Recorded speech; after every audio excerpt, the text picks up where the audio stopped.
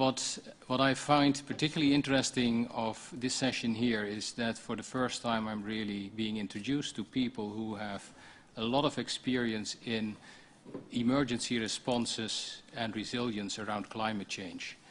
This is, for me, extremely refreshing, and it has been a great learning point so far. To me, I don't see much debate over the climate impacts, and I'm quite concerned that they're much higher and much quicker than we've planned for or thought of.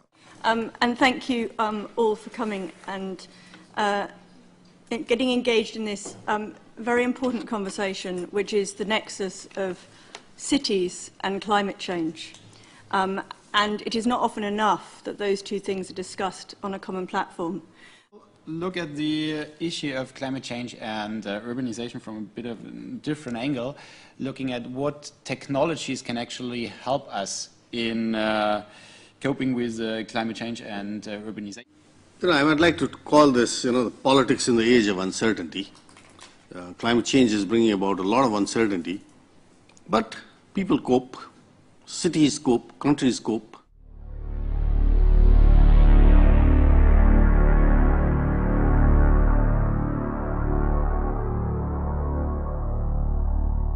The last 200 years of humanity have not gone by exactly unnoticed. So what you see is that not only did the world population go up asymptotically, but so did obviously CO2 emissions, water consumption, etc., etc. Now, the way I tend to discuss this with, for instance, the corporate world is you don't have to be a rocket scientist to conclude that this is not exactly sustainable. The big countries like India and China, at the point in time that this slide was conceived, still had a consumption which was just below 1 planet, but obviously they are catching up very quickly. So the long and the short of it is that today the world is consuming 50% more than the planet can regenerate on a yearly basis. And this is a very, very strong signal that we need to take action very soon. This is a conclusion of Professor Sir John Beddington, the UK chief scientist. The next 5 to 10 years are going to be very, very tough, and again, you will hear a lot more about this. So we are approaching a perfect storm. It can actually be very easily argued that we are already entering a tipping point. Many of the institutions and corporates that we're talking to end up being very uncomfortable if you present these facts. However, military institutions are being paid to deal with the unthinkable. Most people believe that technology will save our day. I can tell you I've got 40 years of experience in technology development, and it will not happen. It's not enough by a great margin. 2 scenarios is something that we have on our plate. One scenario, because to keep it really simple, is collapse. That is, if we continue as we do. And the other scenario will be something along the lines of transformation. And that is where we have to go for a transformation which is beyond the imagination of many, particularly in the Western world. I think there is quite some positive hope of the survival of the human species, but probably in a way that, in a world that is very different from the world that we know in the West in particular.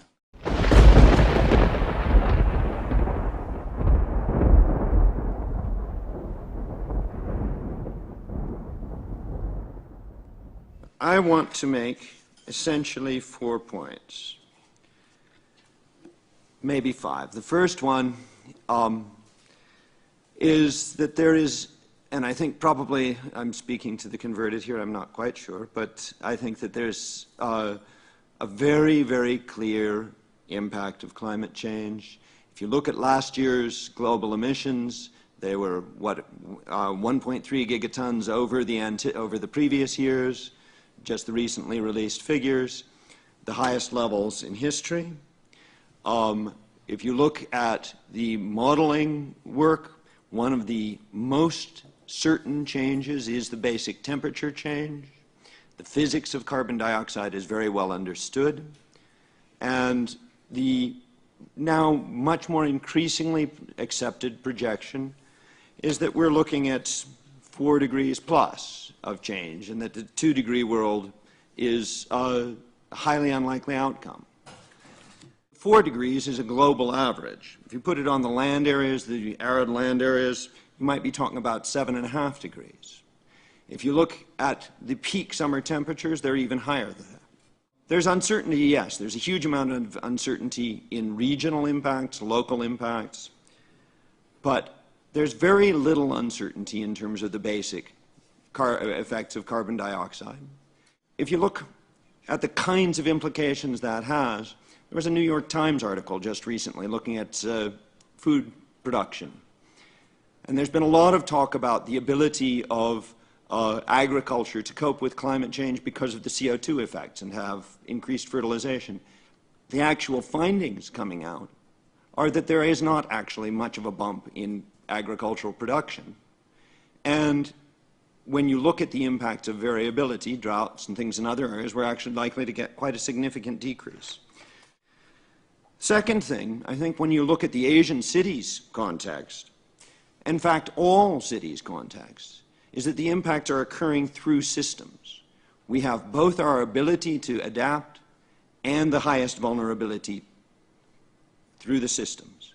So I see vulnerability is where you have fragile systems, you have marginalized populations, you have constraining institutions, and you have exposure. And a lot of the exposure for urban areas is through those systems that are distant. Third thing is that a lot of the things that we're working on, a lot of the interventions that are being made may end up being maladaptive. There's a lot of planning that's going on. Even in the Asian Cities program, there's a lot of micro things that are being done. Some of those are very good. They address immediate problems. But if you're ending up keeping people in the same spot, they are often much more exposed. So the steps that immediately help people may actually, in some cases, be maladaptive. Adaptation is about shifting strategies as conditions change. It's not about staying put. Finally, a lot of it is, of course, compounding existing trends. I led the groundwater review for India at one stage in a previous avatar in life. And we looked at the rate of groundwater overdraft, which you can now measure the changes in mass balance in the groundwater system via the GRACE satellite, via changes in the density. But you have tremendous overdraft in the systems there. And I would bet that you would have a 20-year lead indicator on where you're going to have real stress in the agricultural system and in the water supply system based on the areas where you have long-term overdraft. It's those buffers that are being used up, it's the variability that's there. If you want to shift strategies, the access to secure water supplies, to secure power supplies, to transport, to communications, to the basic systems, these are the systems that need to be resilient for people to be able to shift what they're doing. And when you lose those core systems, that's where you have some of the biggest problems.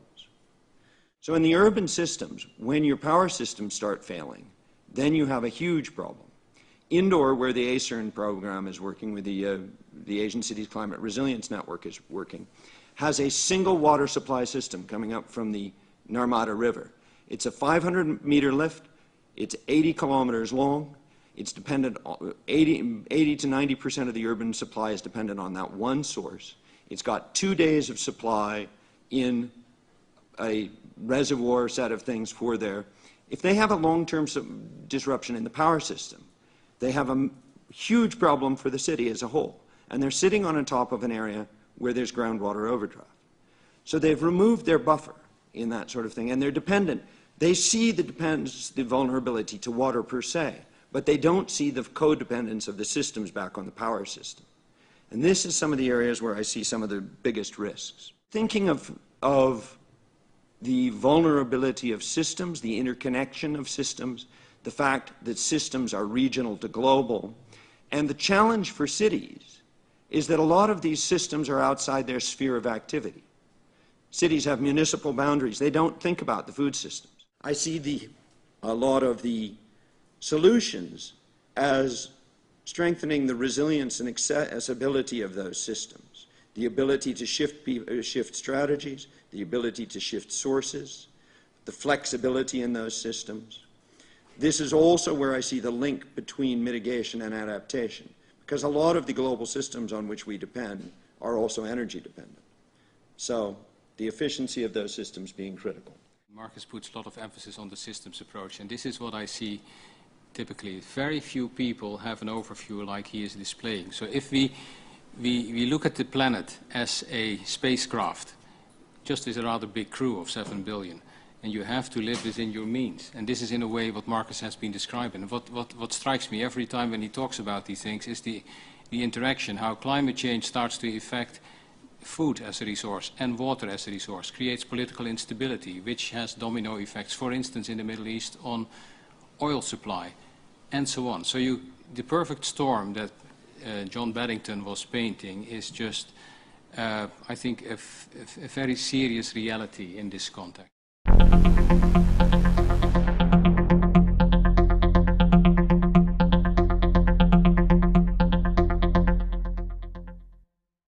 Where urbanization is happening and going to happen over the next decades, and where the major urban issues are today, are in developing countries.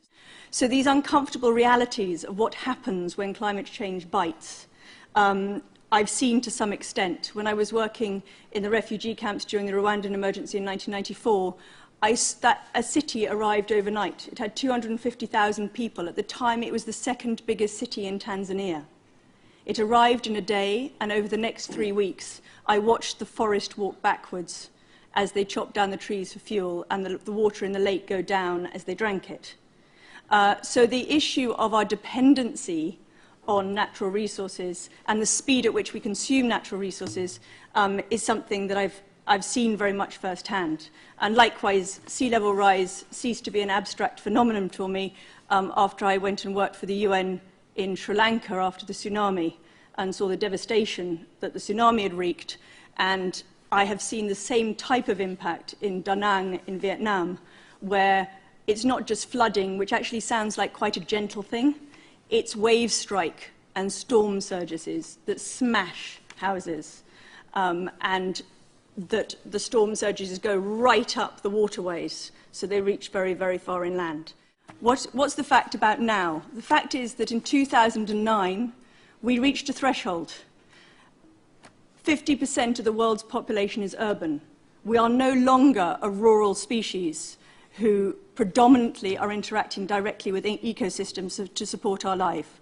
The majority of people on this planet are living in cities, and therefore we are reliant on infrastructure and institutions which need to interact with each other in a myriad complex ways in order for us to survive. In 2050, it's predicted that 86% of people in the developed world will be living in cities.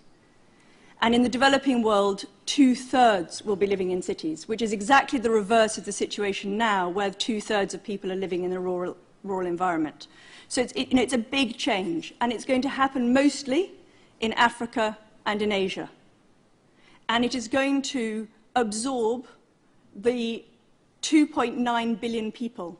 That's all the population growth that is predicted between now and 2050, plus a little bit more. And the majority of it isn't from rural-urban migration.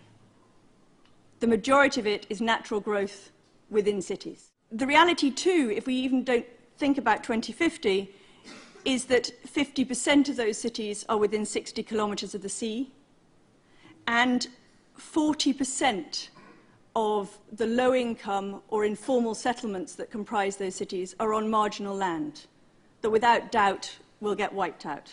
Cities are perceived as wonderful creations that fuel economic growth and are safe, where you can get access to services, there's electricity, there's water, there's all these things. The reality is, as Marcus was talking about, is they're very, very fragile systems.